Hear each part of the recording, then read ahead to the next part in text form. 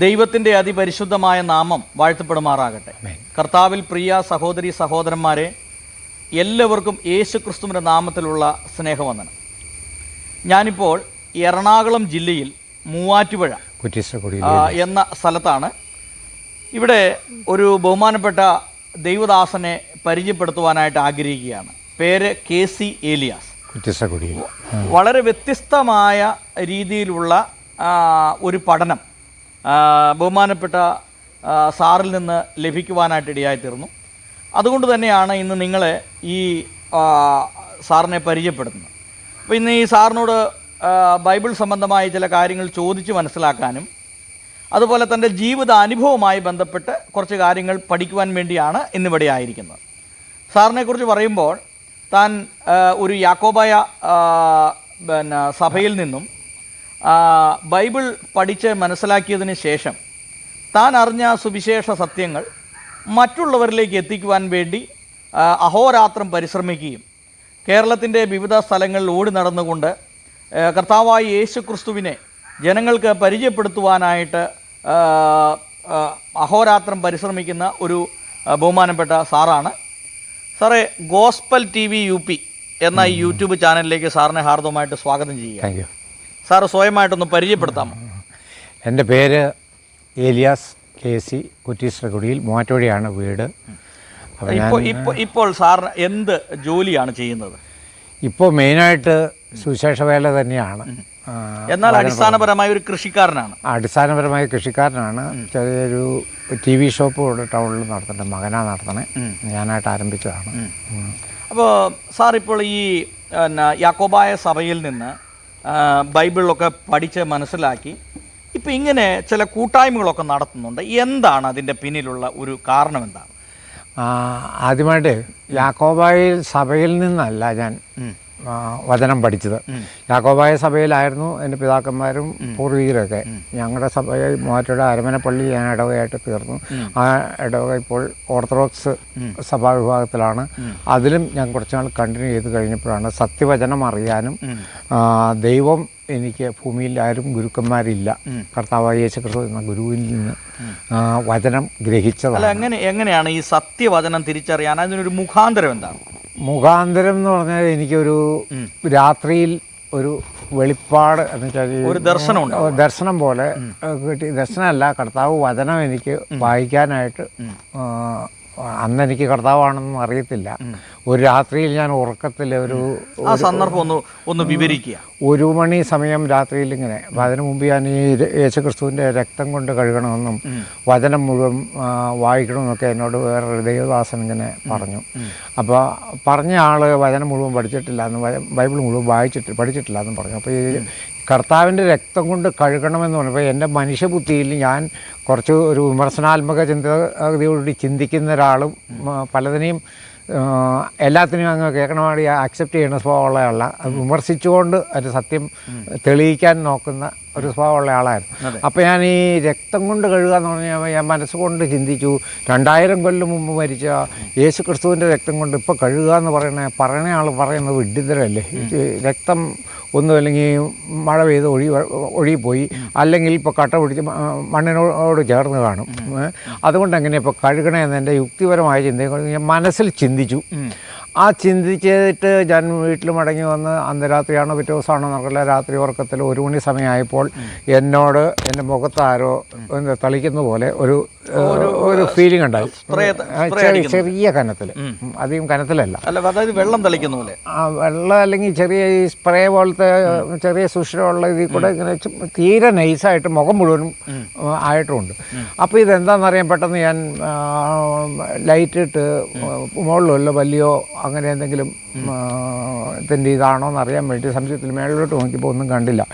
വീണ്ടും ഇതെന്നാന്നിങ്ങനെ ആലോചിച്ച് ലൈറ്റ് കെടുത്തി കിടന്ന് ഇച്ചിരി കഴിയുമ്പോൾ വീണ്ടും ഉറങ്ങിയപ്പോൾ രണ്ടാമത് ഇച്ചിരോടെ കട്ടി കൂടി ആ സ്പ്രേ വന്നു. അപ്പോൾ ഞാൻ ജനലൊക്കെ തുറന്നിട്ട് ഫാൻ ഉപയോഗിക്കാതെ നാച്ചുറൽ വിൻഡ് അടിക്കാൻ വേണ്ടി എല്ലാ ജനൽപ്പാളികളും തുറന്നിട്ട് ജനലോട് ചേർന്നാണ് കിടന്ന് ഇരുന്നത്. അപ്പോൾ എൻ്റെ ഫ്രണ്ട്സ് ഒത്തിരി എല്ലാ സൈസ് കൂട്ടുകാരും ഉള്ള ഒരു കാലഘട്ടമായിരുന്നു അന്നത്. അവരാരെങ്കിലും ഞങ്ങൾ കിടക്കണ കണ്ടു എന്ന് പറയാൻ വേണ്ടി പിറ്റേ ദിവസം ക്ലബ്ബിലോ അവിടെയൊക്കെ ചെല്ലുമ്പോൾ പറയാൻ വേണ്ടിയിട്ട് തളിച്ചിട്ട് മാറിയതായിരിക്കും. ഞാൻ പുറത്തേക്ക് ടോർച്ച് അടിച്ച് നോക്കി ആരെങ്കിലും മാറുന്നുണ്ടോ അത്. അപ്പോൾ നോക്കി പാരിക്കണം. അപ്പോൾ വൈഫ് എന്നായി നോക്കണേന്ന് പറഞ്ഞ് ചോദിച്ചപ്പോൾ ഞാൻ കാര്യം പറഞ്ഞപ്പോൾ അതേ വല്ല സ്വപ്നം കണ്ടതായിരിക്കും, എല്ലായിടത്തും കിടന്നിറക്കും, ബാക്കിയുള്ളവരെ ഉറക്കം ശല്യപ്പെടുത്തല്ലേ എന്ന് പറഞ്ഞു. അങ്ങനെ കിടന്നു കഴിഞ്ഞ് വീണ്ടും ഞാൻ ഉറക്കം പിടിച്ചപ്പോഴേക്കും അപ്പോൾ ഒരു അരമുക്കാൽ മണിക്കൂറിൻ്റെ ഗ്യാപ്പ് കൊണ്ടേ പറഞ്ഞതല്ല, മൂന്നാമത്തെ പ്രാവശ്യം എൻ്റെ മുഖത്ത് ചോര കൊണ്ടുവന്ന് പറ്റിച്ച് വെച്ചേക്കണം. അപ്പോൾ ഞാൻ അത് നല്ല കട്ടിയായിട്ട് ഇങ്ങനെ ലെവലിലല്ല, മറ്റൊക്കെ ഒരു നൈസായിരുന്നെങ്കിൽ കട്ടി കൂടി വന്നു. ചോര ഇങ്ങനെ കന്നുകാലിയൊക്കെ കൊള്ളിനോടത്തൊക്കെ ഞാൻ പോയി നിന്നിട്ട് രക്തത്തിൻ്റെ ഒരു മണമുണ്ട്. ഈ മണവും എനിക്ക് ശരിക്കും കിട്ടുന്നുണ്ട്. അപ്പം മുഖത്തിങ്ങനെ അളിഞ്ഞു വിളിഞ്ഞ് ചോര ഇരിക്കും പോലെ തോന്നണം, കൈകൊണ്ട് തൊടാൻ തോന്നണില്ല. അപ്പോൾ ഞാനിത് എന്താ ഇത് എങ്ങനെ ഇങ്ങനെ സംഭവിക്കുന്നത്, ഇത് എന്നെ സംഭവം എന്ന് ഓർത്തപ്പോൾ ഞാൻ ഈ യേശുക്രിസ്തുവിൻ്റെ രക്തം കൊണ്ട് കഴുകുക എന്നുള്ളതിനെ ഞാൻ വിമർശിച്ച് പറഞ്ഞത് എൻ്റെ മനസ്സിലേക്ക് ഇനി വരിക. അപ്പോൾ ഞാൻ വിമർശിച്ച് പറഞ്ഞത് ശരിയായില്ല, രക്തം കൊണ്ട് കഴുകുക എന്ന് പറഞ്ഞാൽ അപ്പോൾ അത് കഴുകാൻ വേണ്ടി എൻ്റെ മുഖത്ത് കൊണ്ട് തന്നതാണ് എന്നാന്നൊക്കെ ഞാൻ ചോദിച്ചുകൊണ്ടിരിക്കുമ്പോൾ എനിക്ക് വെളിപ്പാട് പുസ്തകം 2-ാം അധ്യായം 7 തൊട്ടുള്ള വചനങ്ങൾ വായിക്കുക എന്ന് ആരോ എന്നോട് പറയണം. ആരാണെന്ന് ഞാൻ ആളെയൊന്നും കാണുന്നില്ല, ഞാൻ ആരാണെന്ന് ചിന്തിക്കുന്നുമില്ല. ഇതെന്നെ ഇത് പറയാൻ കാരണം എന്തായാലും ഒന്ന് വായിച്ച് നോക്കിക്കളേക്കാൻ കരുതിയിട്ട് വൈഫിനെ ശല്യപ്പെടുത്തണം കഴിഞ്ഞ് ഞാൻ അടുത്ത മുറിയിൽ ബൈബിൾ എടുത്ത് ലൈറ്റ് ഇട്ട് പോയിരുന്ന് വായിച്ചു. വെളിപാട് പുസ്തകം 2-ാം അധ്യായം വായിച്ചിട്ട് എനിക്ക് ഒരു വെളിവും തോന്നിയിട്ടില്ല. കാരണം പണ്ട് ബൈബിൾ മുഴുവൻ ഒരു 3 പ്രാവശ്യം വായിച്ചിട്ടുണ്ട്. പുതിയ ഒരു 10-20-25 പ്രാവശ്യം പലപ്പോഴായിട്ട് വായിച്ചിട്ടുണ്ട്. പ്രത്യേകിച്ച് സുവിശേഷ ഭാഗങ്ങൾ ഒരു 10-100 പ്രാവശ്യങ്ങൾ വായിച്ചിട്ടുണ്ടാവും. കാരണം എല്ലാ നോമ്പിലും കർത്താനുഭവിച്ചാൽ ഈ സുവിശേഷ ഭാഗങ്ങളെല്ലാം വായിച്ചു തീർക്കും. അപ്പോഴും ഈ ഒരു വചനത്തിൻ്റെയും മർമ്മം എനിക്ക് പിടികിട്ടില്ല. അറിയാമെന്ന് ഭാവിച്ചു എന്നല്ലാതെ ഇത് പലർക്കും പറ്റുന്ന ഒരു കുഴപ്പമായിട്ട് ഞാൻ കാണുന്നതാണ്. ബൈബിൾ വായിച്ചു അല്ലെങ്കിൽ കേട്ടു പഠിച്ചു എന്ന് കരുതി പഠിച്ചു എന്ന് തോന്നും, പക്ഷേ എൻ്റെ ആന്തരാർത്ഥങ്ങളും ആത്മീയ അർത്ഥങ്ങളും നമുക്ക് പെട്ടെന്ന് ഗ്രഹിക്കുകയില്ല. അപ്പോൾ ഞാൻ ഇതെന്താ എനിക്ക് ഈ വചനം തന്നെ എന്തിനാണ്, അപ്പം നിൻ്റെ ആദ്യ സ്നേഹം നീ വിട്ടുകളഞ്ഞൊരു കുറ്റം നിനക്ക് പറവാനുണ്ട് എന്നൊക്കെ കുറ്റം പറഞ്ഞു വെച്ചാൽ അവസാനം അതിനകത്ത് എഴുതിയിരിക്കുന്ന എങ്കിലും നീ ആ നിക്കലോവിയരുടെ വിശ്വാസത്തെ എതിർത്തു എന്നൊരു നന്മ നിന്നിൽ ഞാൻ കാണുന്നു. അത് നിക്കലോവിയർ വിശ്വാസം എതിർത്തു എന്നും അവർ കള്ളന്മാരെന്ന് കണ്ടെത്തിയെന്നും ഒരു നന്മ എനിക്ക് കാണുന്നു. അത് ഞാനും കണ്ടെത്തി. നിക്കലോവിയരുടെ വിശ്വാസം തെറ്റാണെന്ന് കർത്താവ് കണ്ടത്. പക്ഷേ എനിക്കന്നേരം കർത്താവായി ഞാനൊന്നും എനിക്ക് മനസ്സിലാവുന്നില്ല. യോഹന്നാനുണ്ടായ വെളിപ്പാടാണെന്നും ഗ്രഹിച്ചോണ്ടല്ല. യോഹന്നാന് യേശുക്രിസ്തുവിൻ്റെ വെളിപ്പാടെന്ന് അതിൻ്റെ ആദ്യം പലർക്കും തെറ്റിപ്പോഴും വെളിപ്പാടെന്ന് പലരും വായിക്കുന്നു. വെളിപ്പെടുത്തലാണ്. യേശുക്രിസ്തുവിനെ യോഹന്നാന് വെളിപ്പെടുത്തി കൊടുത്തതാണ്, കാണിച്ചു കൊടുക്കുക ചെയ്ത് യോഹന്നാന്. അതൊക്കെ ഇപ്പോഴാണ് എനിക്ക് മനസ്സിലായി, അന്ന് എനിക്ക് അറിയത്തില്ല. അത് ഞാനിങ്ങനെ സംശയിച്ചുകൊണ്ടിരിക്കുമ്പോൾ അടുത്ത വചനം എനിക്ക് യോഹന്നാൻ 5:42 5:42 ഇപ്രകാരമാണ്. എല്ലാം പറയാൻ സമയമില്ലാത്തതുകൊണ്ട് ഞാൻ പറയാം. 5:42 ഇപ്രകാരം പറയുന്നു, ഞാൻ നിങ്ങളെ കുറ്റം വിസ്തരിക്കാൻ വന്നു എന്ന് നിങ്ങൾ വിചാരിക്കേണ്ട. നിങ്ങളെ കുറ്റം വിസ്തരിക്കാൻ വന്ന ഒരുവനുണ്ട്, നിങ്ങൾ ആരിൽ ആശ്രയിക്കുന്നുവോ ആ മോശ തന്നെ. അപ്പോഴും ഞാൻ നെഗറ്റീവായിട്ടാണ് ചിന്തിക്കുന്നത്. അപ്പോൾ യേശുക്രിസ്തു ലോകരക്ഷിതാവാണ്, സകലരുടെയും പാവത്തെ പോക്കിയ വ്യക്തിയാണ്, ലോകത്തിൽ നമുക്ക് അവനിലാണ് വിശ്വസിക്കേണ്ടതെന്നൊക്കെ പല സ്ഥലങ്ങളിൽ നിന്നും കാരണവന്മാരിൽ നിന്നും പല സഭകളിൽ നിന്നും പല സുവിശേഷങ്ങളിൽ നിന്നും കേട്ടിട്ടുണ്ട്. അപ്പോൾ ഞാൻ ചിന്തിക്കുകയാണ്, ഈ ലോകരക്ഷിതാവും ഇത്രയും നല്ലൊരു നമുക്ക് മാർഗദർശിയായിട്ടുള്ള ആൾ വേറെ പഴയ നിയമത്തിലെ ഏറ്റവും വലിയ പ്രവാചകനും ഇസ്രായേൽ ജനത്തിൻ്റെ ഇപ്പോഴും അവർ ഏറ്റവും വിശ്വസിക്കുന്ന വ്യക്തിയും, അവർ യേശുക്രിസ്തുവിൽ വിശ്വസിക്കുന്നില്ല, അവർ മോശയിലാണ് ഇപ്പോഴും വിശ്വസിക്കുന്നത്. മോശ യഹോവയ്ക്ക് സൽസ്വഭാവിയായിരുന്നു എന്നൊക്കെ അവിടെ എഴുതിയിട്ടുണ്ട്, അതൊക്കെ വായിച്ചിട്ടില്ല. അങ്ങനെ ഒരാളെ പറ്റി കുറ്റം പറയുന്നത് ഒരുവൻ രക്ഷിതാവായ അങ്ങനെ ഒക്കണേ. അപ്പോൾ യേശുക്രിസ്തു നല്ലവനല്ലല്ലോ എന്നാണ് ഞാൻ എൻ്റെ മനസ്സിൽ ചിന്തിക്കുന്നത്. അപ്പോൾ ഞാനിത് ഇങ്ങനെ ഒരു വചനം ഇങ്ങനെ എഴുതിയേക്കണമെന്ന് സംശയിക്കുമ്പോൾ എനിക്ക് അടുത്തത് കാണിച്ചു തന്ന ഗലാത്യ ലേഖനം 3-ാം അധ്യായം 10-ാം വാക്യം. ഇപ്പോൾ ഇനിയും ന്യായപ്രമാണത്തിന് കീഴിൽ ഉള്ളവർ ശാപത്തിന് കീഴാകുന്നു. ഇപ്പോൾ എനിക്കതിൻ്റെ അർത്ഥം അറിയാം. എന്നുവെച്ചാൽ ഇപ്പോൾ യേശുക്രിസ്തു പാപത്തെയും പാപത്തിൻ്റെ നിയമത്തെയും ക്രൂസിൽ തറച്ച് നമ്മുടെ നടുവിൽ നീക്കം ചെയ്തതിന് ശേഷം നിത്യജീവൻ്റെ വചനമായ പുതിയ നിയമത്തിലേക്ക് വരേണ്ടതിന് പകരം ജീവവൃക്ഷത്തിൻ്റെ ഫലത്തിൽ ഭക്ഷിക്കുന്നതിന് പകരം ആദാം പഠിച്ച പോലെ ഇപ്പോഴും നമ്മൾ നന്മതിന്മകളുടെ തിരിച്ചറിഞ്ഞ വൃക്ഷമായ ന്യായപ്രമാണം സ്വീകരിക്കുന്നു. ആ ന്യായപ്രമാണത്തിൽ നിയമങ്ങൾ പാലിക്കാൻ നോക്കുന്നു എന്നുള്ളതാണ്. ആ പാലിക്കാൻ പഠിപ്പിക്കുന്നത് മോശയുടെ പ്രമാണമാണ്. ആ മോശയുടെ പ്രമാണത്തിൽ നമ്മൾ ഇപ്പോഴും നിലനിൽക്കുന്നു എന്നുള്ളതാണ്. മോശ കുറ്റം വിസ്തരിക്കാൻ വന്നതെന്ന് അന്ന് കർത്താവ് പറഞ്ഞതെന്ന് അത് വായിച്ചിട്ടും എനിക്ക് അപ്പോഴും പിടുത്തം കിട്ടിയില്ല. ആ രാത്രിയിൽ എനിക്ക് നേരം വെളുക്കുന്നവരെ 1 മണി തൊട്ട് 3 ഇങ്ങനെ തളിക്കൽ കഴിഞ്ഞേച്ച് നേരം വെളുക്കുന്നവരെ എനിക്ക് ഓരോന്നോരോന്ന് 10 100 വചനങ്ങൾ, എത്ര വചനം എന്ന് പറയാൻ പറ്റില്ല, 100 വചനങ്ങൾ എന്ന് അവസാനം നേരം വെളുക്കാറ് 6 മണി ആയപ്പോഴേക്കുമാണ് എനിക്ക് ആദ്യം തൊട്ട് പറഞ്ഞത് എന്താണെന്ന് വെളിപ്പെട്ട് കിട്ടി. അന്ന് ആ രാത്രി എന്നെ കൊണ്ട് വായിപ്പിച്ച ഒരു വചനവും എൻ്റെ ഉള്ളിൽ നിന്ന് ഇപ്പോഴും പോയിട്ടില്ല. ആ വചനം ഞാൻ ഒരു വചനവും കാണാതെ പഠിച്ചിട്ടില്ല ഇന്ന് ഈ നിമിഷം വരെ. പക്ഷേ ഈ വചനങ്ങൾ ഓരോ സ്ഥലത്തും ചെന്ന് സംസാരിക്കുമ്പോൾ ഈ വചനം ഇണയായിട്ട് പല രീതിയിലുള്ള ഇണകളായിട്ട് അതിനോട് വേറെ വചനങ്ങളും കൂടെ കൂട്ടിച്ചേർത്ത് എനിക്ക് പറയുവാനായിട്ട് കർത്താവ് ഉള്ളിലിരുത്ത് കർത്താവ് സംസാരിച്ചോളും. നമുക്ക് ഇന്ന വചനം കാണാപ്പാടം പഠിച്ച കുറിച്ച് എഴുതിക്കൊണ്ടൊന്നും പോകേണ്ട ആവശ്യമില്ല. അപ്പോൾ ഇപ്പോൾ എവിടെയൊക്കെയാണ് അച്ചായൻ്റെ കൂട്ടായ്മകളൊക്കെ നടക്കുന്നത്? കൂട്ടായ്മ എന്ന് വെച്ചാൽ ഈ ക്രിസ്ത്യൻ സഭകളിലൊന്നും ചില സ്ഥലത്തൊക്കെ പോയെങ്കിലും അവർക്ക് ഈ സത്യവചനം പറയുന്നത് പലർക്കും പിടിക്കുകയില്ല. കാരണം അവരുടെ ഉപജീവന മാർഗത്തിന് തടസ്സമുണ്ടാകുന്നു. അപ്പോൾ അവർ ഈ ലോകപ്രകാരമുള്ള പഠിപ്പിക്കലുകൾക്ക് മനുഷ്യരെ വിശ്വസിപ്പിച്ച് മനുഷ്യരെ കൂടുതൽ കൂട്ടിച്ചേർക്കുക എന്നുള്ളതല്ലാതെ വിശ്വാസത്തിലേക്ക് എത്തിക്കുക എന്നുള്ള ഒരു ഇതില്ലാത്തതുകൊണ്ട് ഞങ്ങൾ ഇൻഡിപെൻഡൻ്റ് ആയിട്ട് വചനം പഠിക്കാൻ അറിയണം, ദൈവത്തെ അറിയണമെന്നും ദൈവത്തിൻ്റെ നാമം എന്തെന്നറിയണമെന്നും മെയിനായിട്ട് ദൈവത്തിൻ്റെ നാമം ദൈവവചനമെന്നാകുന്നു എന്നുള്ള സത്യം പറഞ്ഞു കൊടുക്കുക എന്നുള്ളതാണ് മെയിൻ ആയിട്ട്.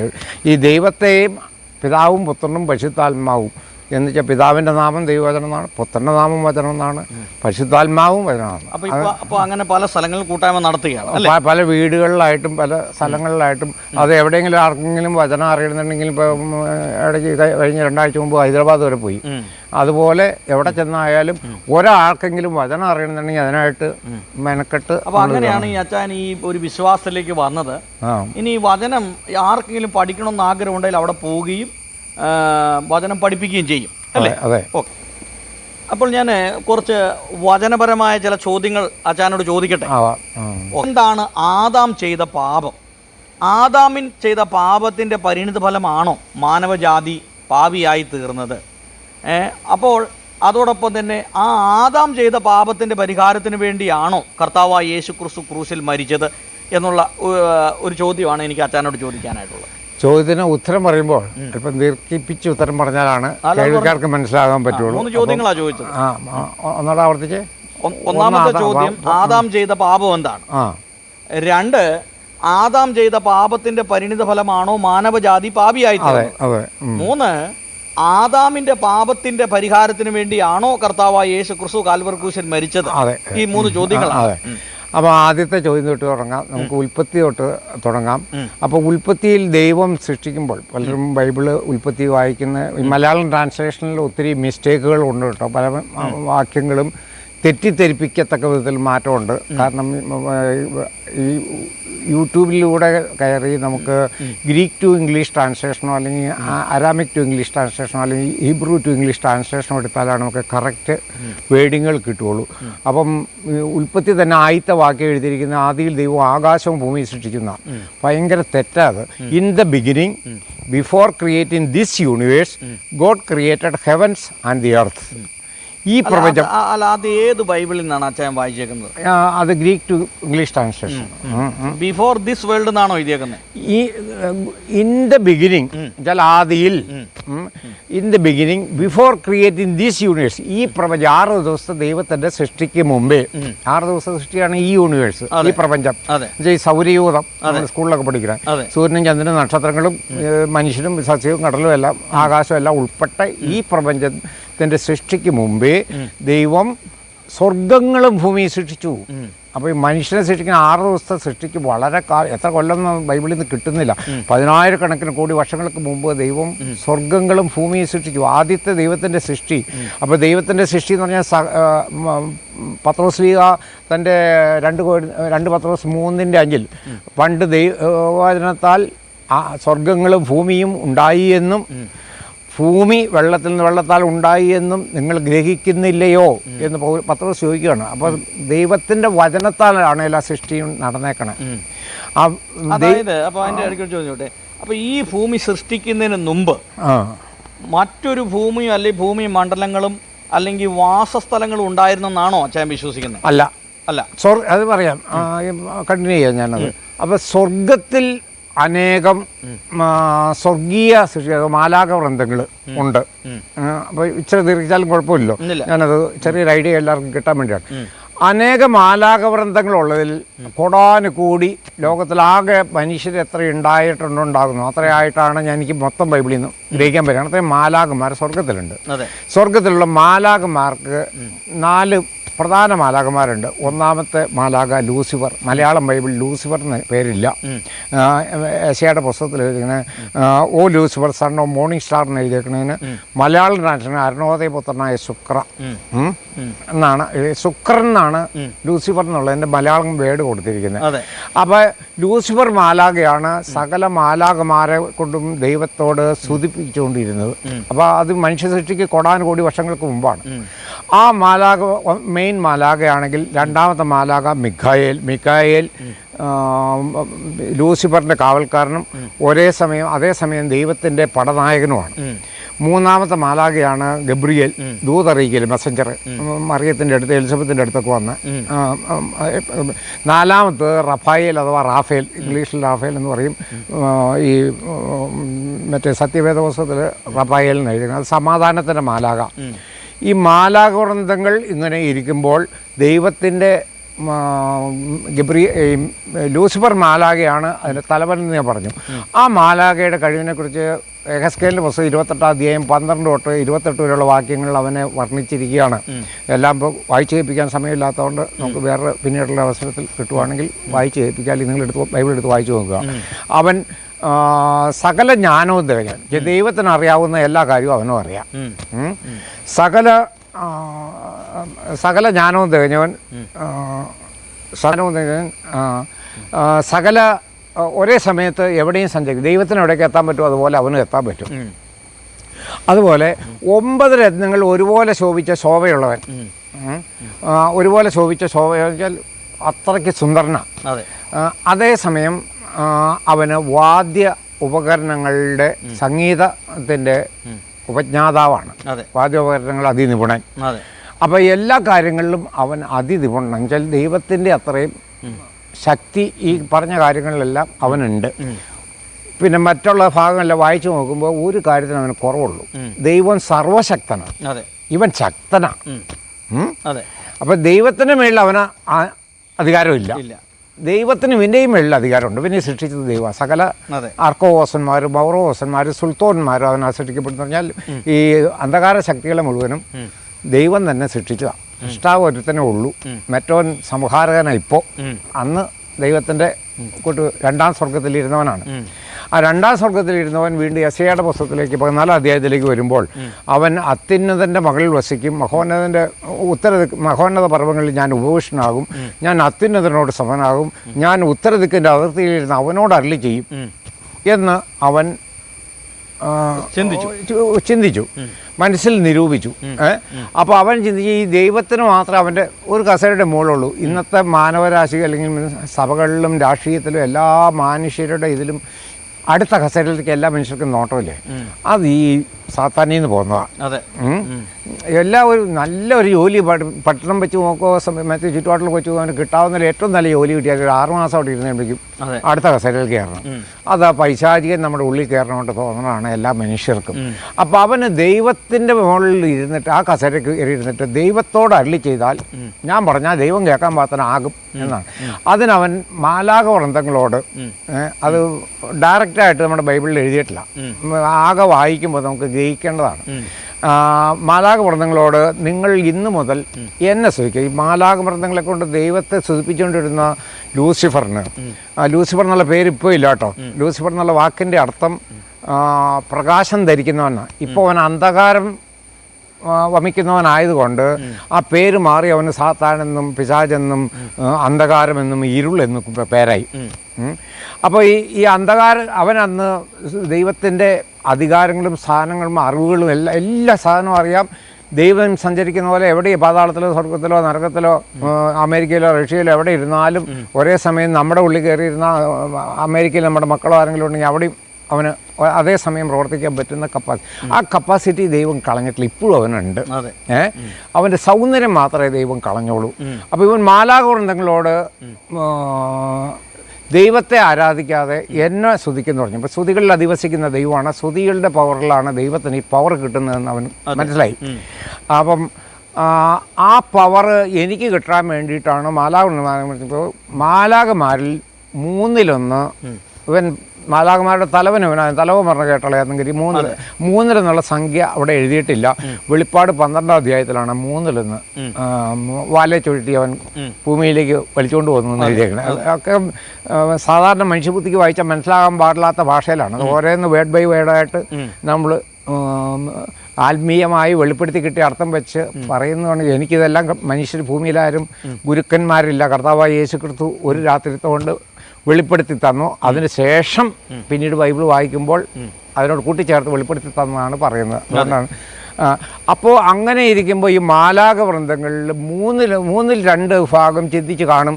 അതായത് സൃഷ്ടിച്ച ദൈവത്തെയല്ലേ ആരാധിക്കേണ്ടത്. അപ്പോൾ 2 അവൻ്റെ കൂടെ കൂടിയില്ല. അപ്പോൾ ദൈവം ഇവൻ്റെ ഇത് മനസ്സിൽ ഗ്രഹിക്കുന്നതും ഗ്രഹിച്ചിട്ട് ദൈവം ആദ്യം സമാധാനത്തിന് മാലാക അയച്ചു, റാഫേൽ. രണ്ടാമത് ദൂതറി ഗബ്രിയേലിനെ അയച്ചു, അവൻ കീഴടങ്ങിയില്ല. മൂന്നാമത് മിഖായേലിനെ വിട്ട് അവനെയും 3 വെട്ടി അവിടെ നിന്ന് സ്വർഗത്തിൽ നിന്ന് അവരെ ഭൂമിയിലേക്ക് തള്ളി. അപ്പോൾ ഭൂമി പാഴും ശൂന്യമായിരുന്നു. അന്നേരം വെള്ളത്തിൽ വന്ന് പതിച്ചു അവർ. അപ്പോൾ ആദിയിൽ ദൈവം സ്വർഗങ്ങളും ഭൂമിയെ സൃഷ്ടിച്ചു. ഭൂമി വാഴും ശൂന്യമായിരുന്നു. അതും മലയാളത്തിലേനും കലിച്ചോടെ ഇതായിട്ട് in the deep over the surface there was darkness. അപ്പോൾ വെള്ളത്തിൻ്റെ അടിയിൽ ഒരു കരയുണ്ട്. വെള്ളം നിൽക്കാനൊരു പ്രതലം വേണം. ആ പ്രതലമായ കരയിൽ over the surface there was darkness എന്ന് പറഞ്ഞാൽ ചുമ്മാ ഇരുട്ടല്ല, മുകളിൽ നിന്ന് വെട്ടി വീണ അന്ധകാരം. അവർ പ്രകാശം ധരിക്കുന്നവരെല്ലാം അന്ധകാരമായി മാറി. ആ ലൂസിഫറും പിന്നെ ലൂസിഫറല്ല, ഇനി പിശാചും പിശാചിൻ്റെ കൂട്ടവും വെള്ളത്തിൻ്റെ അടിയിൽ പതിച്ചു. അപ്പോൾ ഏറ്റവും അടിയിൽ കരയുടെ മുകളിൽ വെള്ളം. കരയുടെ മുകളിൽ പിശാചുക്കളുടെ മുകളിൽ വെള്ളത്തിൻ്റെ മുകളിൽ ദൈവത്തിൻ്റെ പരിശുദ്ധാത്മാവ് പരിവർത്തിച്ചുകൊണ്ടിരുന്നു. അവിടെ നിന്ന് വെട്ടിവിട്ടവർ വീണ്ടും സ്വർഗത്തിലേക്ക് പ്രവേശിക്കാതിരിക്കാൻ മുകളിൽ പരിശുദ്ധാത്മാവ് കാവലിരിക്കുക. അപ്പോൾ 2-ാമത്തെ ദിവസം വെള്ളത്തിൽ നിന്ന് ആകാശത്തെ വേർതിരിക്കുന്നു. ആ 3-ാമത്തെ ദിവസത്തെ സൃഷ്ടിയിൽ പറയുന്നതിൻ്റെ ഇടയ്ക്ക് ഒരർത്ഥം ഒളിഞ്ഞിരിപ്പുണ്ട്, മുമ്പിൽ നിന്ന് വായിച്ചെന്ന് ഗ്രഹിക്കേണ്ടത്. 3-ാമത്തെ ദിവസം ദൈവം വെള്ളം ഇരുവശത്തേക്ക് മാറട്ടെ, ഉണങ്ങിയ കര കാണുമായി വരട്ടെ എന്ന് പറഞ്ഞു. ദൈവം പറഞ്ഞതനുസരിച്ച് വെള്ളം ഇരുവശത്തേക്ക് മാറിയ വെള്ളത്തിന് സമുദ്രം എന്ന് പേരിട്ടു. ഉണങ്ങിയ ഭൂമി കാണുമായി വന്നതിന്, കര കാണുമായി വന്നതിന് ഭൂമി എന്ന് പേരിട്ടു. അവിടെ ആ വചനത്തിൽ എഴുതാത്തൊരു കാര്യം മറ്റു വചനത്തിൽ നിന്ന് നമ്മൾ ഗ്രഹിക്കണം. വെള്ളം ഇരുവശത്തേക്ക് മാറിയപ്പോൾ വെള്ളത്തിന് മുകളിൽ പരിവർത്തിച്ചുകൊണ്ടിരുന്ന പരിശുദ്ധാത്മാവ് മാറിപ്പോയി. ഉണങ്ങിയ ഭൂമി മുകളിൽ വരട്ടെ, കൺമായി വരട്ടെ എന്ന് പറഞ്ഞപ്പോൾ അതുവരെ ഇവിടെ മുഴുവൻ വെള്ളമുള്ളൂ, സസ്യങ്ങളില്ല, ജീവികളില്ല, ആകാശത്തിലെ പറവുകളില്ല, കടലിലെ ജീവികളില്ല, ഒന്നുമില്ല, മനുഷ്യനുമില്ല.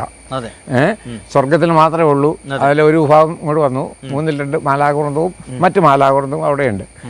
ആ ഉണങ്ങിയ ഭൂമി കാണുമായി വന്നപ്പോൾ വെള്ളത്തിൻ്റെ കരയുടെ മുകളിലുണ്ടായിരുന്ന ഇരുള് അഥവാ പിശാച് കരപറ്റി. അപ്പോൾ 3-ാമത്തെ സൃഷ്ടിയായി. 4ഉം 5ഉം സൃഷ്ടി ആകാശത്തിലെ പറവുകളെയും കടലിലെ ജീവികളെയും കരയിലെ ജന്തുക്കളെയും 4ഉം 5ഉം ദിവസങ്ങളിലായിട്ട് സൃഷ്ടിക്കണം, സസ്യങ്ങളും. അപ്പോൾ ഇതെല്ലാം കഴിഞ്ഞിട്ട് 6-ാമത്തെ ദിവസം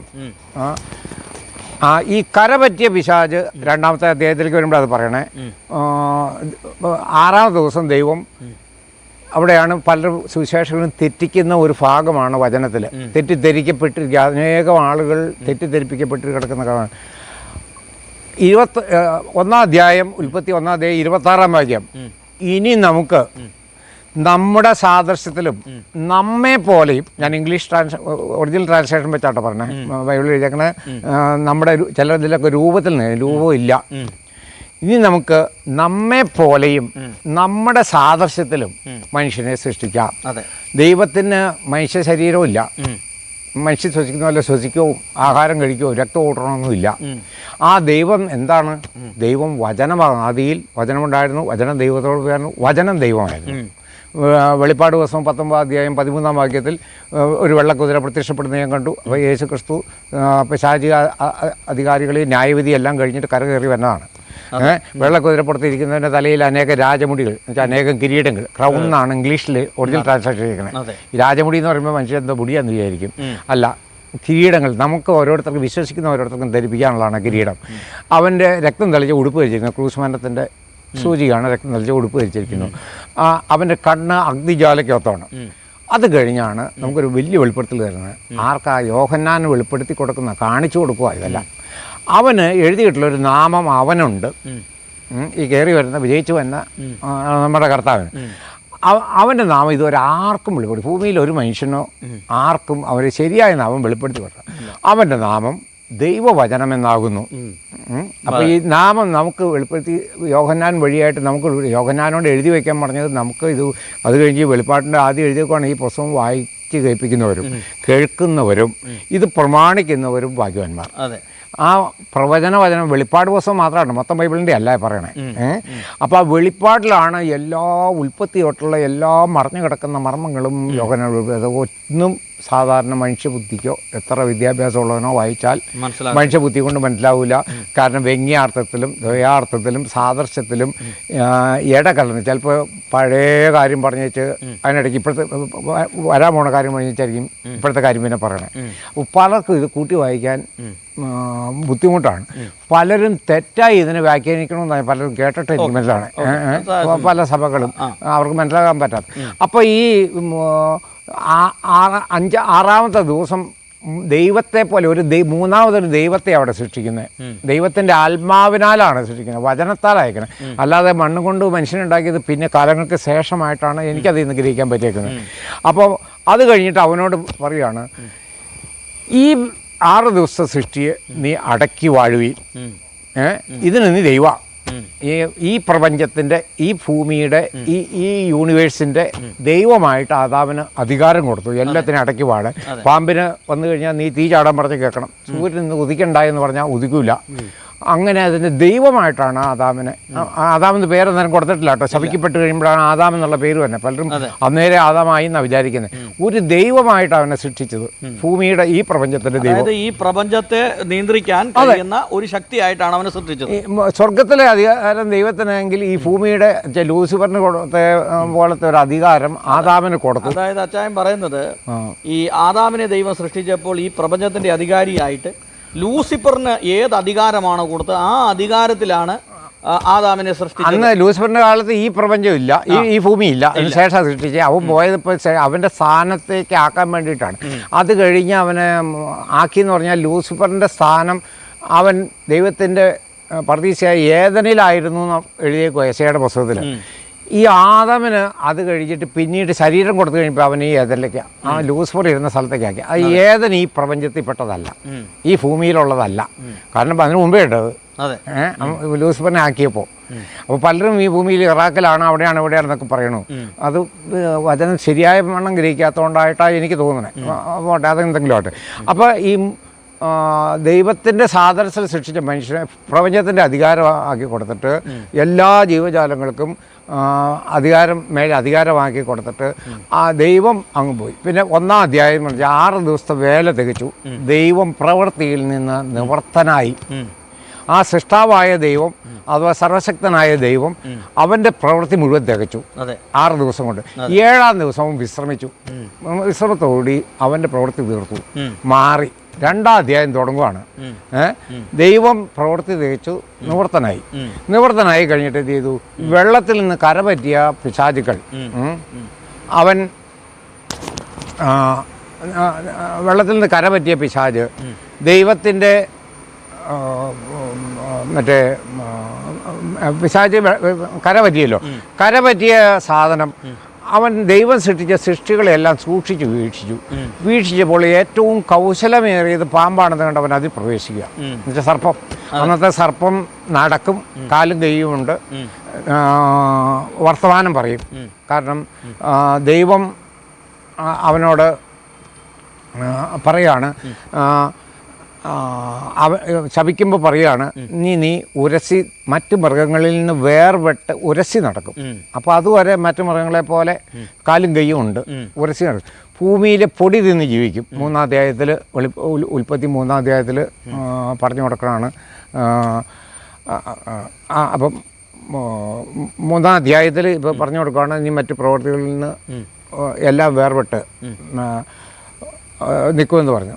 ഇപ്പോൾ നമ്മൾ 2-ാം അധ്യായം തുടങ്ങുമ്പോൾ ദൈവം സൃഷ്ടിച്ച സൃഷ്ടികളിൽ ഏറ്റവും കൗശലമേറിയത് പാമ്പാണെന്നുണ്ട് അതിലേക്ക് പിശാച് കയറി, അഥവാ പണ്ട് ലൂസിഫർ ആയിരുന്ന അത് സാത്താൻ്റെ ഇതായിട്ട് മാറി കയറി. അത് കഴിഞ്ഞ് ദൈവം ഏദനിൽ ഒരു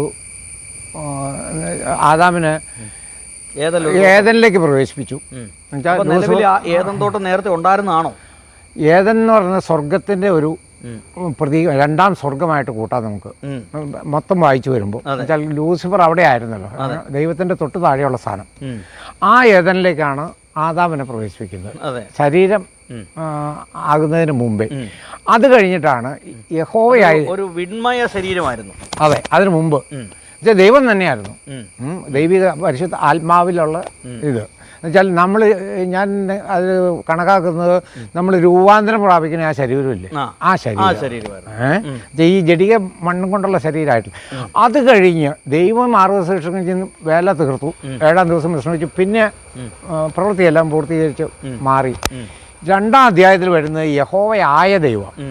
ആ ദൈവം ആ യഹോവയായ ദൈവമാണ് പിന്നീട് യേശുവായിട്ട് വരുന്നത്, മനുഷ്യവേഷം ധരിച്ചു വരുന്നത്. അത് യേശുക്രിസ്തു പറയുന്നുണ്ട്. അത് ഡീറ്റെയിലായിട്ട് പറയാൻ സമയമില്ലാത്തതുകൊണ്ട് ഞാൻ ചോദ്യത്തിൻ്റെ ഉത്തരത്തിലേക്ക് ഇനി കടക്കാൻ പോവാണ്. അപ്പോൾ ദൈവത്തിൻ്റെ രൂപത്തിന് സാധനം സൃഷ്ടിച്ച മനുഷ്യന് ഈ ആദ്യത്തെ 6 സൃഷ്ടിയും കഴിഞ്ഞ് എത്രയോ വർഷങ്ങൾക്ക് ശേഷം ഒരു ഗ്യാപ്പുണ്ട് അവിടെ.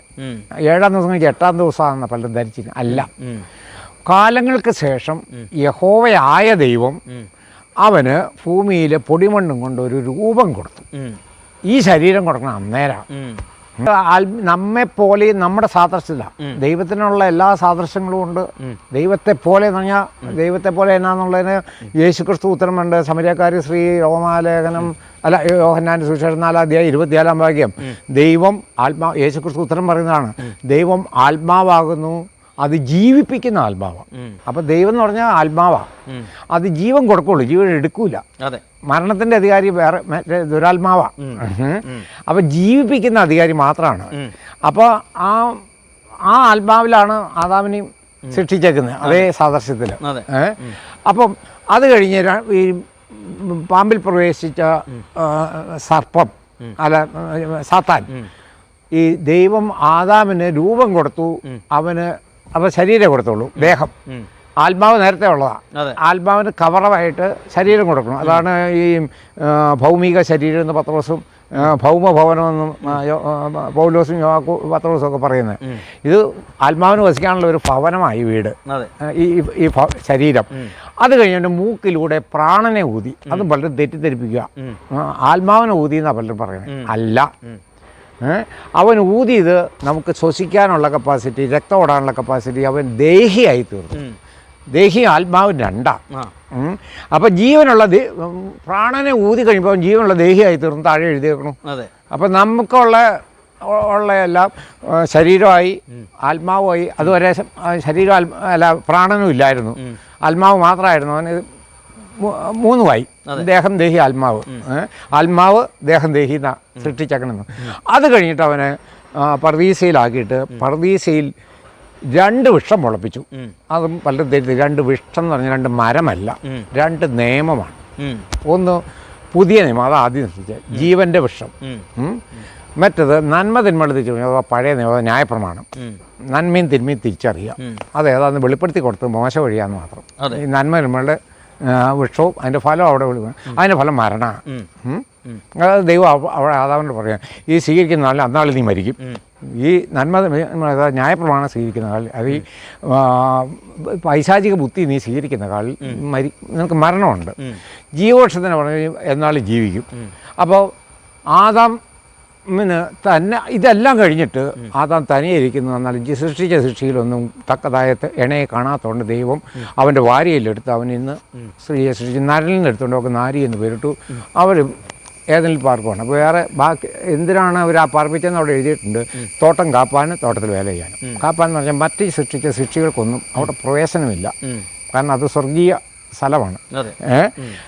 ദൈവത്തിൻ്റെ സാദൃശ്യത്തിൽ സൃഷ്ടിച്ചവർക്ക് വസിക്കാനുള്ളതാണ്, അവൻ്റെ ഇണയ്ക്കും. അപ്പോൾ അങ്ങനെ ഇരിക്കുമ്പോൾ ഈ ഒറ്റ നിയമമേ അതവന് കൊടുത്തുള്ളൂ, നന്മ തിന്മകളുടെ തിരിച്ചറിവ് വൃക്ഷം സ്വീകരിക്കുക, ബാക്കിയെല്ലാം സ്വീകരിക്കാം. അപ്പോൾ ജീവവൃക്ഷത്തിൻ്റെ ഫലം സ്വീകരിക്കാം. സ്വീകരിച്ചാൽ അന്നാളിൽ മരിക്കും. എപ്പോൾ സ്വീകരിക്കും എന്നാലും മരിക്കും.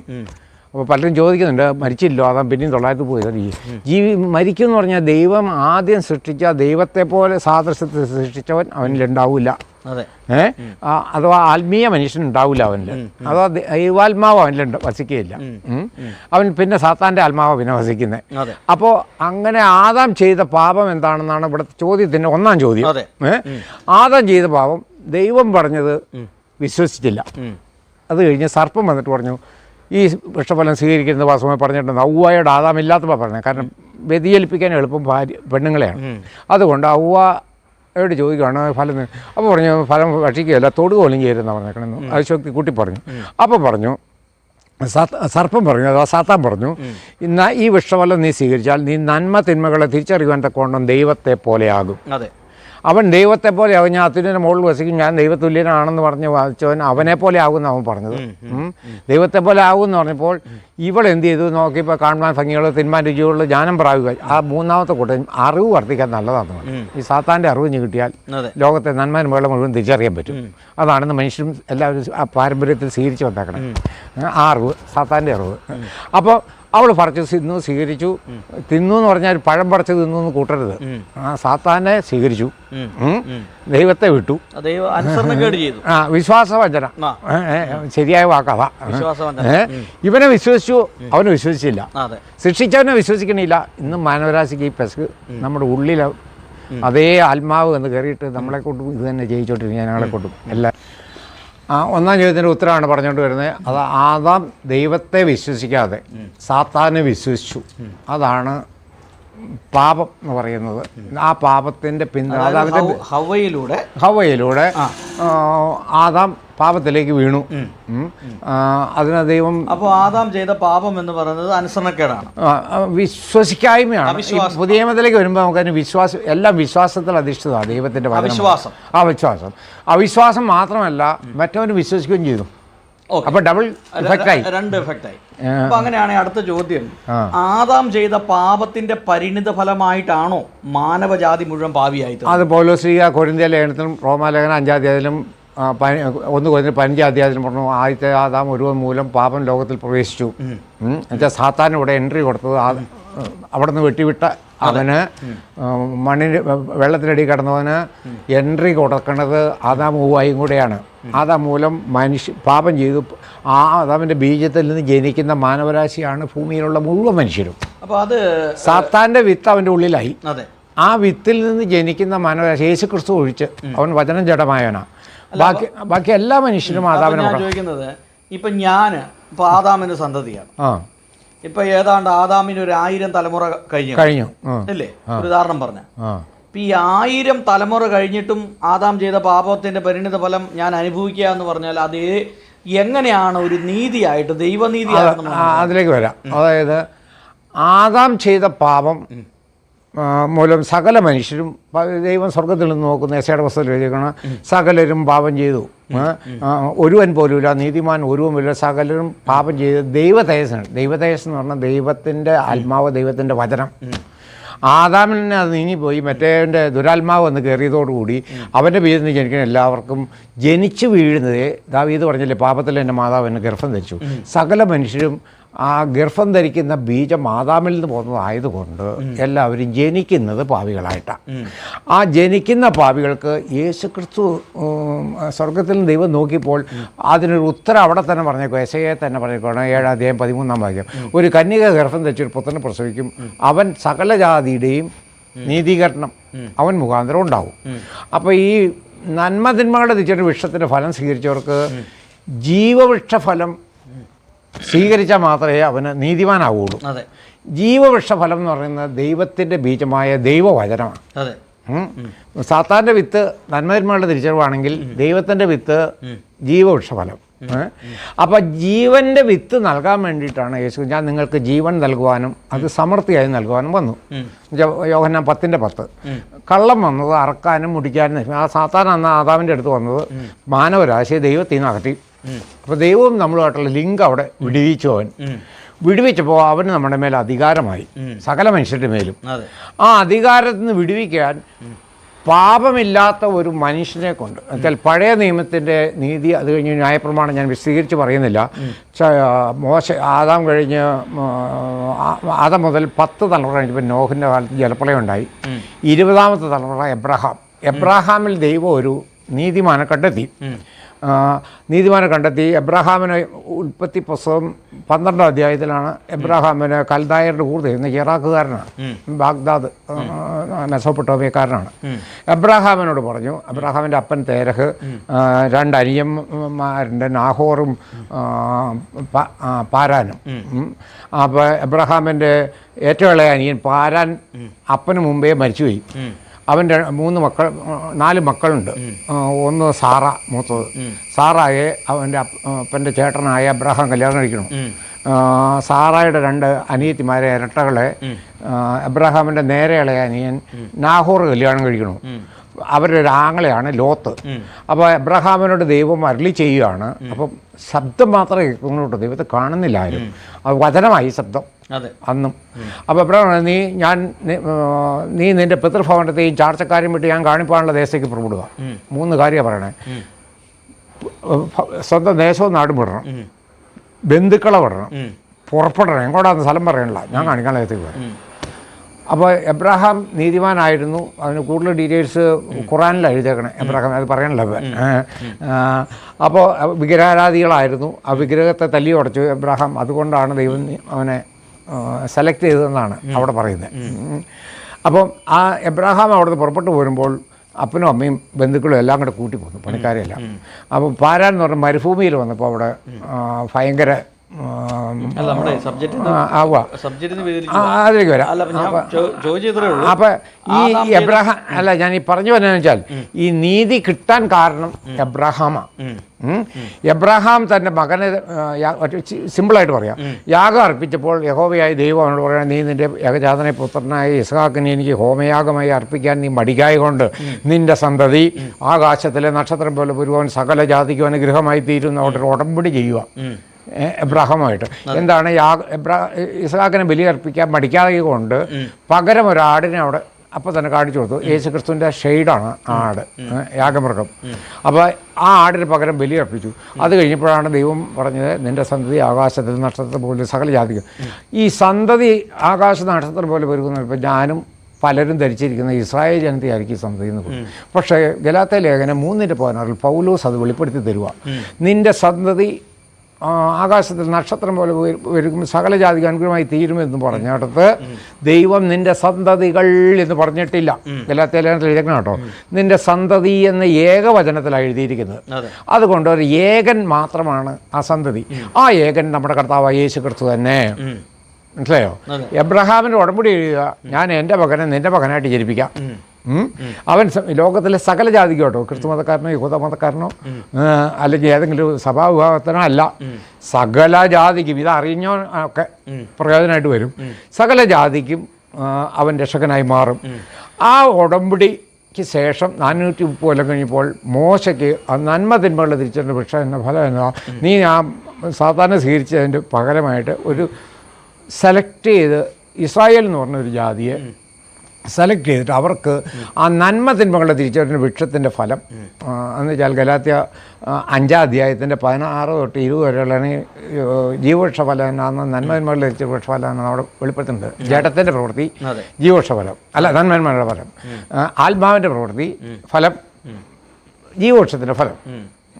ആ പ്രവൃത്തികൾ എല്ലാം ചെയ്താൽ നിന്നെ അപ്പോൾ പഴയ നിയമത്തിൻ്റെ ആകത്തുക ലേവ്യ 18:5 ചട്ടങ്ങളും പ്രമാണങ്ങളുമായ ന്യായപ്രമാണം മുഴുവൻ പാലിക്കുന്നവൻ അതിനാൽ എന്താളും ജീവിക്കും. അപ്പം എബ്രഹാമിൻ്റെ വാഗ്ദത്തം കൊടുത്ത് അവിടെ നിൽക്കുമ്പോൾ 430 കൊല്ലം കഴിച്ച് മോശയ്ക്ക് ഒരു നിയമം കൊടുക്കും കേട്ടോ. ഇസ്രായേൽ ജനത്തിന് മാത്രമാണ്, ലോക സകല ജാതിക്കും അല്ല. ബാക്കി ഇന്ത്യയിലുള്ള ഹിന്ദുക്കൾക്കൊന്നും അത് ബാധകമല്ല, ക്രിസ്തു മതക്കാരനും ബാധകമല്ല. അപ്പോൾ ആ ചട്ടം ഇത് മുഴുവൻ പാലിക്കാമെങ്കിൽ ഒരെണ്ണം തിരിച്ചാൽ മുഴുവൻ തിരിച്ചു കിട്ടും. അത് യാക്കോബ് എൻ്റെ ലേഖനത്തിലാണ് എഴുതിയേക്കണേ. ഇതിലേതെങ്കിലും ഒരെണ്ണം തിരിച്ചാൽ. അപ്പോൾ പ്രമാണം എല്ലാവർക്കും അറിയാം 10 കൽപ്പന. ന്യായങ്ങൾ 656 + 10 666. അതാണ് മനുഷ്യൻ്റെ ആകത്തുക. സാത്താൻ മനുഷ്യനെ വിലക്കെടുത്ത് വെക്കുക ആ സംഖ്യ കൊണ്ട്. ഈ നന്മ തിന്മകളുടെ ആദാമിനെ വിലക്കെടുത്ത പോലെ നമ്മളെ വിലക്കെടുക്കുക, ന്യായപ്രമാണത്തിൽ കീഴിൽ അടിച്ചു വയ്ക്കുക. 666 മുദ്ര തരുക നമുക്ക്. ജനങ്ങൾക്ക്. ആ മുദ്ര അതിനകത്ത് കീഴ്പ്പെട്ട് നിൽക്കുന്ന എല്ലാവരും ശാപത്തിന് കീഴാണ്. അതാണ് ഗലാത്യ 3:10 പറയുന്നത്. അപ്പോൾ ഇപ്പോഴും ന്യായപ്രമാണം എന്ന് വെച്ചാൽ നന്മയുള്ള തിരിച്ചൊരു വിഷ്ണുവിൻ്റെ ഫലം സ്വീകരിക്കാൻ ഇപ്പം മനുഷ്യരെ അറിയാതെ പോവുക. ജനങ്ങൾക്ക് ഇത് തിരിച്ചറിയാൻ ഈ വചനം ഗ്രഹിക്കാത്തതുകൊണ്ടാണ്. ഒരു സഭകളും വചനം കൃത്യമായി പഠിപ്പിക്കുന്നില്ലാത്തതുകൊണ്ടാണ്, അവർക്ക് ഗ്രഹിക്കാൻ പറ്റാത്തതുകൊണ്ടായിരിക്കും. അങ്ങനെ അവർ നന്മതിന്മകളുടെ തിരിച്ചറിഞ്ഞ വൃക്ഷത്തിൻ്റെ ഫലത്തിന് കീഴിലേക്ക് ആക്കി. അപ്പോഴും ദൈവത്തിൻ്റെ വാഗ്ദത്തം അവിടെ നിൽക്കുവാട്ടോ, ദൈവം വാഗ്ദത്തം മാറില്ല. അപ്പോൾ ഈ ചട്ടങ്ങൾ പ്രമാണം മുഴുവൻ പാലിച്ചാൽ അവനെ എന്നാളും ചെയ്യും.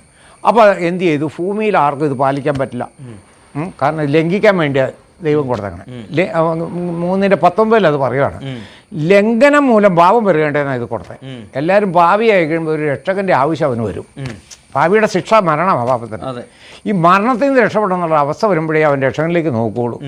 ആ അവസ്ഥ വന്നില്ലേ അവൻ തിരിഞ്ഞു നോക്കൂല. അപ്പോൾ ദൈവത്തിലേക്ക് തിരിയാൻ വേണ്ടിയിട്ട് അവർ അവസരം കൊടുത്തു. എല്ലാവരും ഭാവിയെ ദൈവദേശം ഇഷ്ടപ്പോൾ ദൈവം തൻ്റെ സ്വന്തം പുത്രനെ എബ്രഹാമിൻ്റെ കൊടുത്ത വാഗ്ദത്തം നിവൃത്തിയാക്കാൻ മനുഷ്യൻ്റെ വേഷം ധരിപ്പിച്ചു വിട്ടു.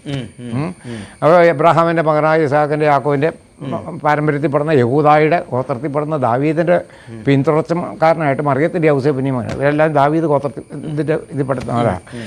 അതിൽ തന്നെ പറഞ്ഞ ഒരു മനുഷ്യനെന്ന് തോന്നത്തക്ക വിധം എന്നുവെച്ചാൽ ഒരു കാര്യം എല്ലാവരും അറിഞ്ഞിരിക്കേണ്ട സംഗതി എന്ന് വെച്ചാൽ അവൻ മനുഷ്യ ബീജം സ്വീകരിച്ചിട്ടില്ല. നമ്മളെല്ലാം ജനിക്കുന്ന ഒരു പുരുഷ ബീജവും സ്ത്രീയുടെ അണ്ടവും കൂടെ സംയോജിച്ച നമ്മുടെ ഒരു വിത്ത് ഉളവാകുന്നത്. ഇവിടെ ഔസേപ്പിൻ്റെ ബീജമോ മറിയത്തിൻ്റെ അണ്ടോ കൂടാതെയാണ്. മറിയം വിശ്വസിച്ചത് കേൾവിയിലൂടെ ആ കേട്ട വചനം, ദൂതൻ്റെ വചനം അവൾ ഹൃദയത്തിൽ സംഗ്രഹിച്ചു. ഗർഭം ധരിക്കുന്നത് ഹൃദയത്തിലാണ്. ഇപ്പോഴും നമുക്ക് തന്നിരിക്കുന്ന ഈ വചനം കേട്ട് ഹൃദയത്തിലേക്ക് വിട്ടാൽ ആ ദൈവം നമ്മുടെ ഹൃദയത്തിൽ വസിക്കുന്നു. ഞാൻ നിൻ്റെ പുതിയ നിയമം നിൻ്റെ ഹൃദയപ്പലകളിൽ എഴുതും. പഴയ നിയമം കൽപ്പലകയിൽ അക്ഷരത്തിൽ എഴുതിയെങ്കിൽ ഇനി അക്ഷരത്തിൽ എഴുതുന്ന പരിപാടിയില്ല. വചനം നമുക്ക് വെളിപ്പെടുത്തി തരുന്നതാണ് ഈ എഴുതെന്ന് പറയുന്നത്. വചനത്തിൻ്റെ യഥാർത്ഥ അർത്ഥം, ആത്മീയ അർത്ഥം വേണവചനം കൂട്ടിച്ചേർത്ത് ഗ്രഹിക്കുമ്പോഴാണ് ദൈവം നമ്മുടെ ഉള്ളിൽ വസിക്കുകയുള്ളൂ. അപ്പോൾ മനുഷ്യൻ്റെ ഈ നീതികേടിന് ദൈവത്തിൻ്റെ നീതിയാണ്. നമുക്ക് ആർക്കും നീതി പ്രവർത്തിക്കാൻ പറ്റൂല. അവൻ്റെ നീതിയെ നമ്മൾ ആക്സെപ്റ്റ് ചെയ്യുമ്പോഴാണ്. അപ്പോൾ ചട്ടങ്ങളും പ്രമാണങ്ങളും എല്ലാം പാലിക്കുക എന്ന് പറഞ്ഞാൽ ന്യായങ്ങളിലൊരു ചെറുത് ഞാൻ പറയാം. പന്നിയുടെ ഇറച്ചി തിന്നരുത്, ചെതുമ്പില്ലാത്ത മീൻ തിന്നരുത്. ചെതുമ്പില്ലാത്ത മീൻ ഒരെണ്ണം തിന്നാൽ നീ 665 പാലിച്ചാലും ഈ ചെതുമ്പില്ലാത്ത മീൻ എന്നുകൊണ്ട് നീ കൊല ചെയ്തു, വിചാരം ചെയ്തു, മോഷ്ടിച്ചു, കളർ 10 കൽപ്പനയും തിരിച്ചു, 666 നീ തെറ്റിച്ചു, ഈ നരകത്തിൽ പോകണം. അപ്പോൾ ഈ നരകത്തിൽ നിന്ന് പോകണമെന്നുള്ളതിന് ഈ നിയമം അവിടെ കിടക്കണമാണ് നമുക്ക് തടസ്സം. അപ്പോൾ അവൻ വന്നിട്ട് എന്ത് ചെയ്തു?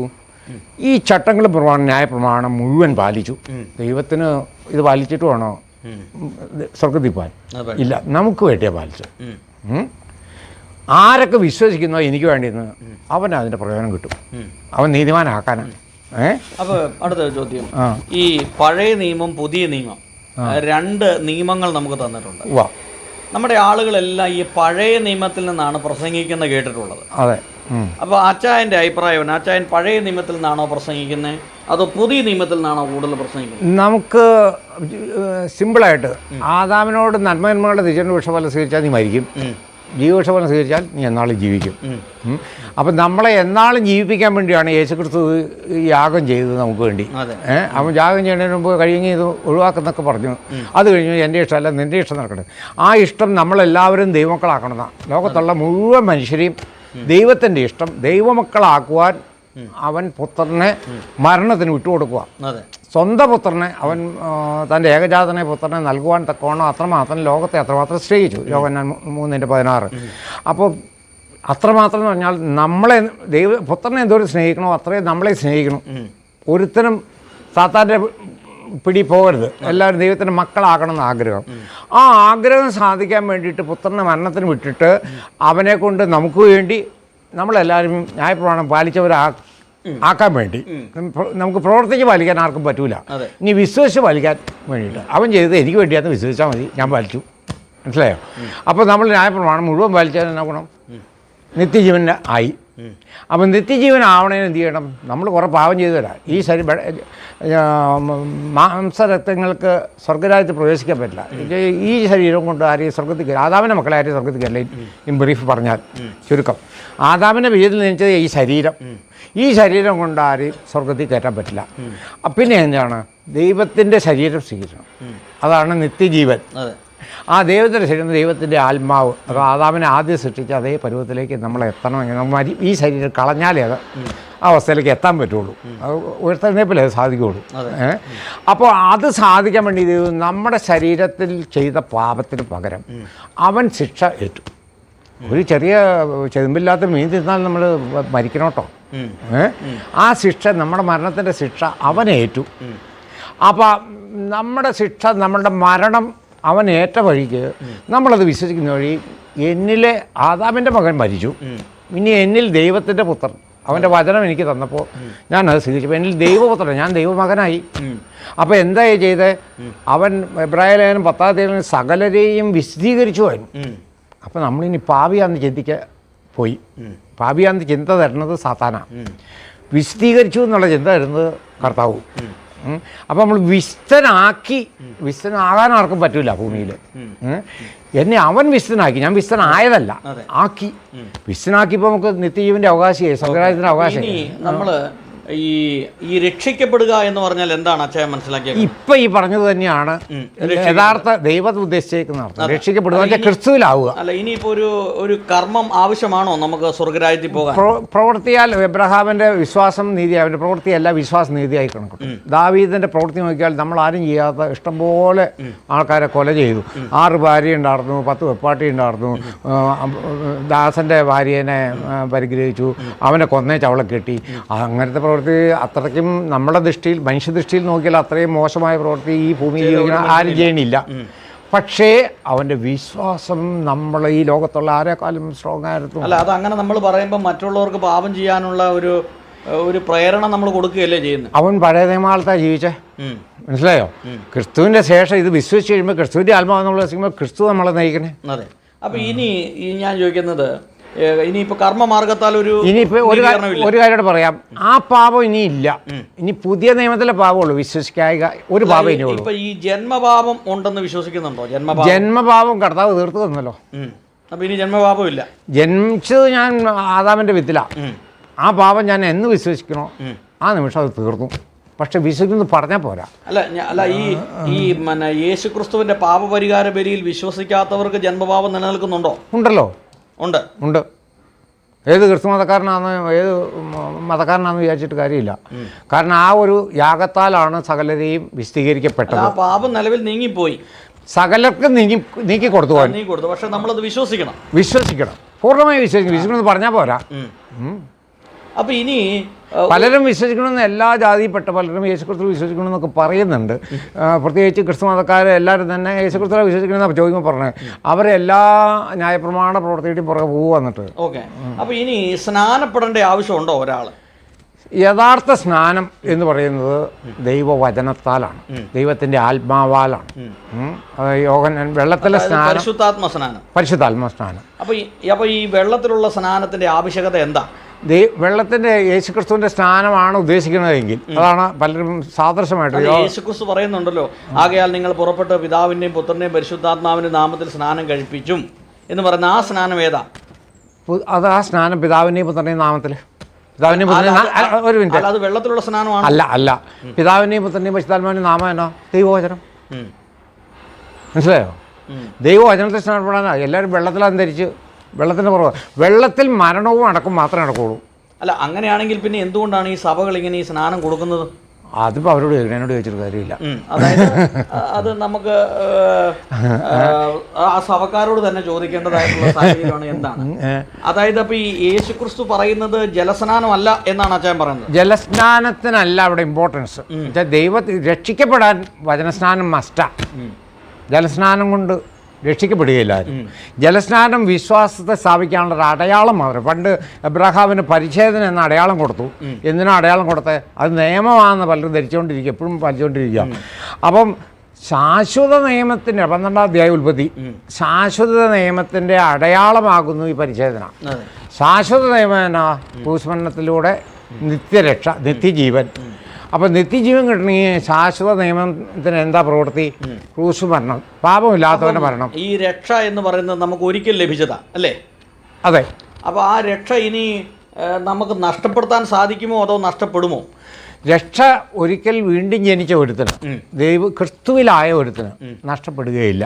അല്ല, അവനിനി പാപം ചെയ്താലോ? ഇപ്പോൾ വിചാരം പാപം ചെയ്താൽ 1 കൊരിന്ത്യർ 5-ാം അധ്യായത്തിൽ ഒരുവൻ തൻ്റെ അപ്പൻ്റെ പൗലോസ്ലീഹ എഴുതുന്ന ഒരുത്തൻ തൻ്റെ അപ്പൻ്റെ ഭാര്യയെ വെച്ചുകൊണ്ടു. അത് ഹീനജാതികാരുടെ ഇടയിൽ പോലും നടക്കാത്ത കാര്യം. അപ്പൻ്റെ ഭാര്യ എന്ന് വെച്ചാൽ 2ാമേ ആയിരിക്കാം, അല്ലെങ്കിൽ അമ്മ എന്ന് പറഞ്ഞാൽ മതിയല്ലോ. അപ്പോൾ വെച്ചുകൊണ്ടിരുന്നപ്പോൾ കൊരിന്ത്യരിലുള്ള വിശുദ്ധന്മാർക്ക് എഴുതേക്കുക. ഈ പൗലോസ് ഇത് വായിക്കേണ്ടത് വിശുദ്ധന്മാർക്ക് വായിച്ചാൽ ഇത് മനസ്സിലാവുള്ളൂ ഇപ്പോഴും. അപ്പോൾ വിശുദ്ധന്മാരോട് പറയും, ഇങ്ങനെ ഒരുവനെ നിങ്ങളുടെ ഇടയിൽ വച്ചുകൊണ്ട് ഇരിക്കണു, നിങ്ങൾ ചെയ്യേണ്ടത്, എന്നിട്ട് നിങ്ങൾ വലിയ ഞെളിഞ്ഞു നടക്കുക ദൈവ മക്കളാണെന്നും പറഞ്ഞുകൊണ്ട്.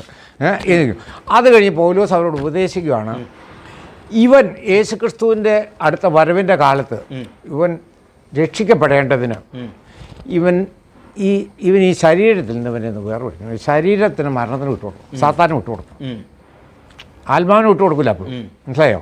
അവൻ ദൈവമകനായി വിശുദ്ധീകരിച്ചു. ഒരു വിശുദ്ധനാണ് 2ാമയുടെ ഭാര്യയെ കിടക്കാൻ പോണേ. അവൻ്റെ കൂടെ മറ്റൊരു കൂട്ടായ്മയ്ക്കൊക്കെ കൂടുക. അല്ല, ഞാൻ ചോദിച്ചതല്ല. അപ്പോൾ അവൻ രക്ഷിക്കപ്പെട്ടവനാന്ന് കൂട്ട്. അവൻ രക്ഷിക്കപ്പെട്ടു, അവൻ്റെ ആത്മാവ് രക്ഷപ്പെട്ടു. അവൻ്റെ ശരീരം എങ്ങോട്ട് പോയാലും കുഴപ്പമില്ലല്ലോ. ആ ശരീരത്തിൽ വച്ചുകൊണ്ടിരിക്കാൻ കൊള്ളൂല അവനെ. അല്ല, അവൻ എന്ത് ശിക്ഷയാണ് ഇനി കിട്ടാൻ പോകുന്നത്? അവൻ്റെ രക്ഷ അവിടെ കിട്ടിക്കഴിഞ്ഞു. കാരണം അവൻ്റെ ആത്മാവ് യേശുക്രിസ്തുവിൻ്റെ നാമത്തിൽ രക്ഷിക്കപ്പെടണമെന്ന്, ആത്മാവ് രക്ഷയിലേക്ക് ആക്കാൻ വേണ്ടി ശരീരം ഇനി ഇങ്ങനത്തെ പെസ ഇരിക്കൊണ്ടിരിക്കരുതെന്ന് അവനെ കൊണ്ട്. അവൻ്റെ ഉള്ളിൽ ഇങ്ങനെ ആത്മാവിനെ സഹിക്കാൻ പറ്റണില്ല. അപ്പോൾ അങ്ങനത്തെ പ്രവൃത്തി ചെയ്യണമെങ്കിൽ എന്ത് ചെയ്യും?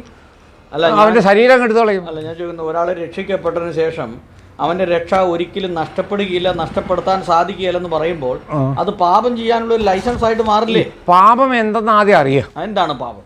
പാപം വിശ്വസിക്കാതെ അവിശ്വാസമാണ് പാപം. അതെ, ഇനിയും അതേ ഉള്ളൂ. പഴയ നിയമത്തിൻ്റെ പാപം ന്യായപ്രമാണത്തെ ക്രൂശിൽ തറച്ചു. അപ്പോൾ ഈ വചനോടൊന്ന് ശ്രദ്ധിക്കുക, എല്ലാവരും കേൾക്കാൻ വേണ്ടി. കൊലേശ്വരൻ 2:13-14 വാക്യങ്ങളാണ്.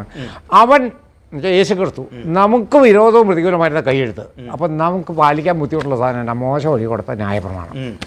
അവൻ നമുക്ക് വിരോധം പറഞ്ഞ കൈയെടുത്ത് എന്നേക്കുമായി മായ്ച്ചു. ക്രൂശിലെ രക്തം കൊണ്ട് ആ ന്യായപ്രമാണം അവന് പലകയിൽ എഴുതി കൊടുത്ത മോശയ്ക്ക് ദൂതൻ മൂലം എഴുതി. ആ ദൂതൻ യേശുക്രിസ്തു ആണെന്ന് സ്തെഫാനോസ് പറയണു.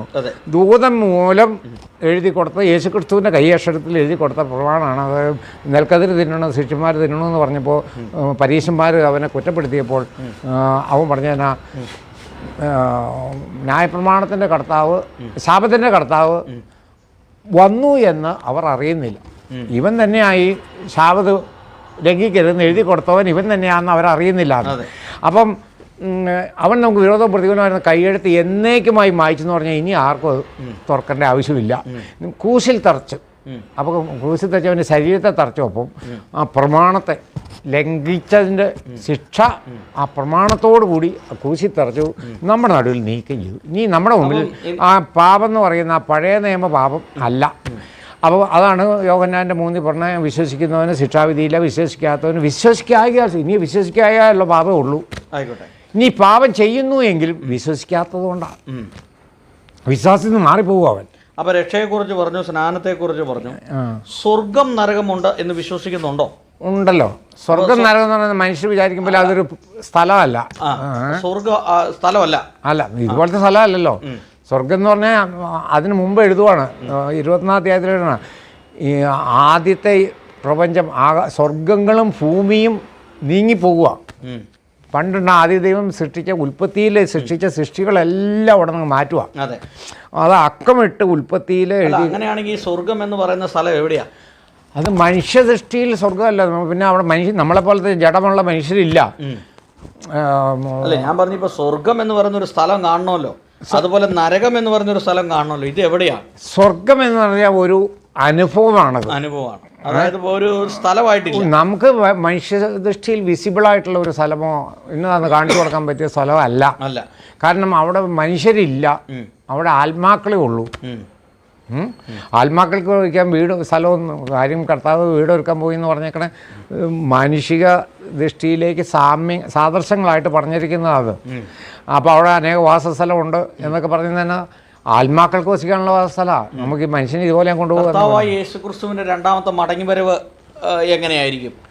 അതിൽ വിശ്വസിക്കുന്നുണ്ടോ? പിന്നില്ലേ, മടങ്ങിവരവിൽ വിശ്വസിക്കാതിരുന്നാൽ പിന്നെ നമ്മൾ വിശ്വാസം എല്ലാം എവിടെ പോയി? അതെങ്ങനെയായിരിക്കും അതൊന്ന് പറഞ്ഞു. അതെങ്ങനെയായിരിക്കും? നമുക്ക് പല രീതിയിൽ അതിനെ പല രീതിയിൽ കൊണ്ടുവരും. വരവുണ്ടെന്നാണ് പൊതുവെ ചിലർ പഠിപ്പിക്കുന്നത്. ഒന്ന്, രഹസ്യമായിട്ട് വരുന്നു, സഭയെ ചേർക്കുന്നു, മധ്യാകാശത്തിലേക്ക് പോകുന്നു. അതിനുശേഷം 7 വർഷം ഇവിടെ മഹോപദ്രവകാലം നടക്കുന്നു.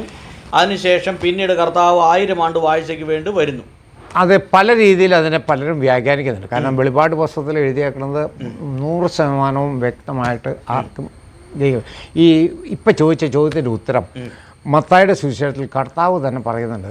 ഇത് എപ്പോഴാണെന്ന് മനുഷ്യപുത്രന് പോലും അറിഞ്ഞുകൂടാന്ന് പറയണം. യേശുക്രിസ്തുവിന് പോലും അറിയില്ല. പിന്നെ അതിനേക്കാളും അറിവ് നമുക്കുണ്ടെന്ന് ഭാവിച്ചുകൊണ്ട് ഇതിനെ വ്യക്തമാക്കി പറയാൻ മനുഷ്യർക്കാർക്കും സാധ്യമല്ല. നമുക്ക് നിഗമനങ്ങളാണ്, മറ്റു വചനത്തോട് കൂട്ടിച്ചേർത്തുള്ള നിഗമനങ്ങളാണ്. അപ്പോൾ ഓരോടത്ത് പറഞ്ഞു കണ്ണ് ചിമ്മണതിന് മുമ്പേ നടക്കും. വെളിപാട് 20 അധ്യായത്തിൽ പറയുന്നു കർത്താവ് മധ്യാകാശത്തിൽ വന്നിട്ട് മിഖായേലിനെ അയച്ച് സാത്താനെ ഈ പ്രപഞ്ചത്തിൽ നിന്ന് പാതാളത്തിൽ കൊണ്ടുവന്ന് ചങ്ങലക്കിട്ട് പൂട്ടും, സീൽ ചെയ്യും. അത് കഴിഞ്ഞ് അല്പകാലത്തേക്ക് അവനെ തുറന്നു വിടാനുള്ളതാണ്.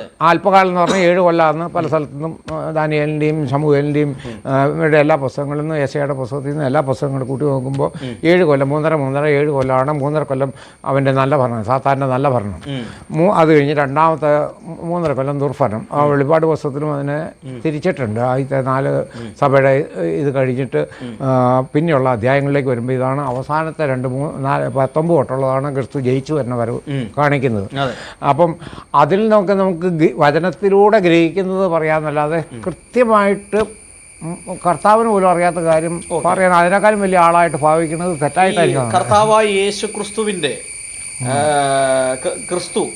ആ ഉപദേശത്തിൽ നിലനിൽക്കുന്ന ഏതെങ്കിലും ഒരു സഭ ഇന്ന് ലോകത്തിലുണ്ടോ? എൻ്റെ അറിവിൽ ലോകത്ത് ഒരു സഭയും എല്ലാ സഭകളെയും ഈ ലോക ദൈവത്തിൻ്റെ അധീനതയിൽപ്പെട്ട് സത്യദൈവത്തിൽ നിന്ന് അകന്നു പോവുകയാണോ എന്നുള്ളതാണ് എനിക്ക് മനസ്സിലാക്കാൻ പറ്റുക. കാരണം ആരും കുറച്ചുകൂടെയൊക്കെ പലരും നല്ല രീതിയൊക്കെ പറയും, ഇടയ്ക്ക് എവിടെയെങ്കിലൊക്കെ വ്യതിചലിച്ച് പോവുകയാണ്. കാരണം ഈ കാണുന്ന എനിക്ക് പെട്ടെന്ന് ഓർമ്മയിൽ വരുന്നത് നമ്മുടെ കവി സിനിമാ ഗായന ഇത് എഴുതിക്കൊണ്ട കവി നമ്മുടെ ഇയാളുണ്ടല്ലോ വയലാർ എഴുതിയ ഒരു ഗാനമുണ്ട്. മനുഷ്യൻ മതങ്ങളെ സൃഷ്ടിച്ചു, മതങ്ങൾ ദൈവങ്ങളെ സൃഷ്ടിച്ചു, മനുഷ്യനും മതങ്ങളും ദൈവങ്ങളും കൂടി മണ്ണ് പങ്കുവച്ചു, മനസ്സ് പങ്കുവച്ചു. ഹിന്ദുവായി മുസൽമാനായി ക്രിസ്ത്യാനിയായി തമ്മിൽ കണ്ടാൽ അറിയാതെ ലോകം ഭ്രാന്താലയമായി. അപ്പോൾ മനുഷ്യനിൽ ഭിന്നതയുടെ ആത്മാവ് വന്ന് മനുഷ്യനെ കൊണ്ടിവിടെ മതങ്ങളെ സൃഷ്ടിക്കുന്നു, മനുഷ്യനെ കൊണ്ട് ദൈവങ്ങളെ സൃഷ്ടിക്കുന്നു. അതാരാ ചെയ്യുന്നത്? ഉൾട്ടാ ദൈവത സാത്താൻ്റെ പണിയായത് മനുഷ്യരെ കൊണ്ട്. മനുഷ്യർ ഈ സാത്താൻ സൃഷ്ടിച്ച ദൈവങ്ങളൊക്കെ സാത്താനെ തന്നെ ആദ്യം ക്രിസ്തുവിലേക്ക് പോകരുത്, അവൻ്റെ ക്രൂശമരണത്തിലൂടെ നമുക്ക് രക്ഷ എന്ന് അറിയരുതെന്ന് മാത്രമേ സാത്താൻ ലക്ഷ്യമുള്ളൂ. യേശുക്രിസ്തു ദൈവമാണെന്ന് വിശ്വസിക്കുന്നുണ്ടോ? അത് അതിൽ തന്നെ എഴുതിയിട്ടുണ്ടല്ലോ. യോഹന്നാൻ്റെ സുവിശേഷം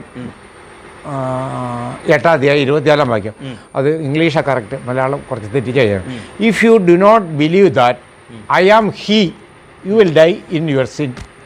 ഞാൻ അവൻ തന്നെ ആകുന്നു എന്ന് നീ വിശ്വസിച്ചില്ലെങ്കിൽ നിങ്ങളുടെ പാപത്തിൽ നിങ്ങൾ മരിക്കും. അങ്ങനെയുള്ളവൻ്റെ അത് വിശ്വസിക്കാത്തവൻ്റെ പാപം ഞാൻ കുസി തറച്ചിട്ടില്ല, അവൻ്റെ പാപം അവനിൽ തന്നെ നിൽക്കുന്നു. അർത്ഥം എന്താണ്? ഞാൻ അവനാകുന്നു. ആരാണ്? പുറപ്പാട് പുസ്തകം 3ാം അധ്യായം 13ാം വാക്യം. യഹോവയായ ദൈവം മോശയോട് ഇസ്രായേൽ ജനത്തെ രക്ഷിക്കാൻ പറയുമ്പോൾ മോശ അവസാനം ഒരു ചോദ്യം ചോദിക്കും. ഞാൻ അവിടെ ചെല്ലുമ്പോൾ എൻ്റെ ദൈവത്തിൻ്റെ പേരെന്നാന്ന് ചോദിക്കുമ്പോൾ എന്നാ പറയേണ്ടതെന്ന് ചോദിക്കും. അപ്പോൾ യഹോവയായ ദൈവം പറയുന്ന ഉത്തരവുണ്ട്. യഹോവയായ ദൈവം ശ്രദ്ധിച്ചോണേ. അപ്പോൾ യേശുക്രിസ്തു പറഞ്ഞത് ഐ ആം ഹീ എന്ന് പറഞ്ഞാൽ യഹോവയായ ദൈവം തന്നെ ഞാനെന്ന് വിശ്വസിക്കേണ്ടതാണ് ഇവിടെ പറഞ്ഞേ. അതിലേക്ക് കണക്ട് ചെയ്യാനാണ് ഞാൻ നോക്കണേ. അപ്പോൾ അവിടെ യഹോവയായ ദൈവം ആഹിയ ആശാറാഹിയ മലയാളത്തിൽ പറഞ്ഞാൽ ഞാനാകുന്നു. ആഹിയ ഹാസാറാഹിയ, ഞാൻ അബ്രഹാമിൻ്റെ ദൈവം, ഇസ്ഹാഖ് അല്ല ആഹിയ ഹാസാറാഹിയ ഇതാകുന്നു എൻ്റെ നാമം. ഇത് അവരോട് ഇന്ന് പറ. ഞാൻ അബ്രഹാമിൻ്റെ ദൈവം, ഇസ്ഹാക്കിൻ്റെ ദൈവം, യാക്കോബിൻ്റെ ദൈവം. അത് നീ അവരോട് ഇന്ന് പറയാൻ പറഞ്ഞു.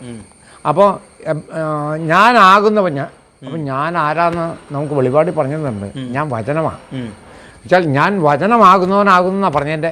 ഇതെല്ലാം അറിഞ്ഞു കഴിയുമ്പോഴേ നമുക്കത് മനസ്സിലാവുള്ളൂ. ഞാൻ വചനമാകുന്നവനാകുന്നു. ഞാൻ വചനമാകുന്നവനാകുന്നു അവരോട്. യേശുക്രിസ്തു ദൈവമാണെന്ന് അംഗീകരിക്കുന്നുണ്ട്.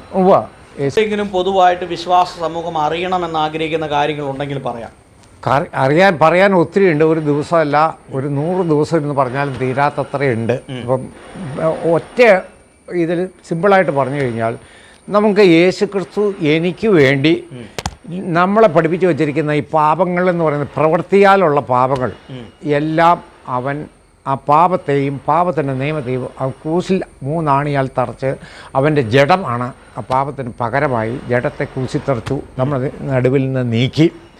ഇനി ആ ന്യായപ്രമാണ പ്രകാരമുള്ള പാപം നമ്മുടെ ഈ വിശ്വസിക്കുന്നവനില്ല. അപ്പം വിശ്വസിക്കുന്ന ഇനി യേശുക്രിസ്തു എൻ്റെ പാപത്തെ ഏറ്റു, അപ്പം ഞാൻ പാപത്തിൽ നിന്ന് മോചിതനായി, സാത്താൻ്റെ അടിമത്തത്തിൽ നിന്ന് വിട്ടു. വീണ്ടും ഞാൻ ഇതുവരെ ഒത്തിരി വിശ്വസിക്കുന്ന നിമിഷം വരെ ഒത്തിരി പാപം ചെയ്തിട്ടുണ്ട്. ആ പാപം ചെയ്തതിൻ്റെ ശിക്ഷ എൻ്റെ മരിക്കാൻ പാകത്തിന് എല്ലാ പാപത്തിനും നിസാര പാപത്തിനും പോലും മരണശിക്ഷയാണ്. ആ ശിക്ഷ ഒരു മരണത്തിൽ തീരും. ഒരു കുറ്റത്തിന് ഒരാൾ ചെയ്ത കുറ്റത്തിന് വേറൊരാളെ ശിക്ഷിക്കേണ്ട പറ്റൂല്ലോ, 2 ശിക്ഷ അനുഭവിക്കേണ്ട കാര്യമില്ലോ ഞാൻ മരണം. അപ്പോൾ എനിക്ക് പകരം അവൻ മരിച്ചു, പിന്നെ ഇനി ഞാൻ മരിക്കേണ്ട കാര്യമില്ലല്ലോ. ഓക്കെ, അപ്പോൾ ക്ലിയറായി. അപ്പം ഈ വീഡിയോ കേട്ടിട്ട് ആർക്കെങ്കിലും ഈ അച്ചായൻ പറഞ്ഞ കാര്യങ്ങളെക്കുറിച്ച് കൂടുതൽ പഠിക്കണമെന്നോ സംശയം ഉണ്ടെങ്കിൽ ഈ ഫോൺ അച്ചായനെ വിളിക്കുന്നതുകൊണ്ട് കുഴപ്പമുണ്ടോ? വിളിക്കുന്നതുകൊണ്ട് കുഴപ്പമില്ല. തിരക്കിലൊക്കെ ആണെങ്കിൽ ചിലപ്പം മീറ്റിങ്ങിലൊക്കെ ആണെങ്കിൽ പിന്നീടായാലും പറയാൻ പറ്റുള്ളൂ. അല്ലെങ്കിൽ വാട്സാപ്പിൽ ഇട്ടാൽ പിന്നീട് ഉത്തരം നൽകാം. എന്തായാലും അച്ചായനെ ദൈവം അനുഗ്രഹിക്കട്ടെ. ഇത്രയും സമയം വിവിധ വിഷയങ്ങളെക്കുറിച്ച് സംസാരിക്കാനായിട്ട് ഇടയായല്ലോ. നമുക്ക് പിന്നീടും ഇതുപോലുള്ള വീഡിയോകൾ നമുക്ക് ചെയ്യാനായിട്ട് ഒരു അവസരം ഉണ്ടാകട്ടെ. ദൈവം അനുഗ്രഹിക്കട്ടെ.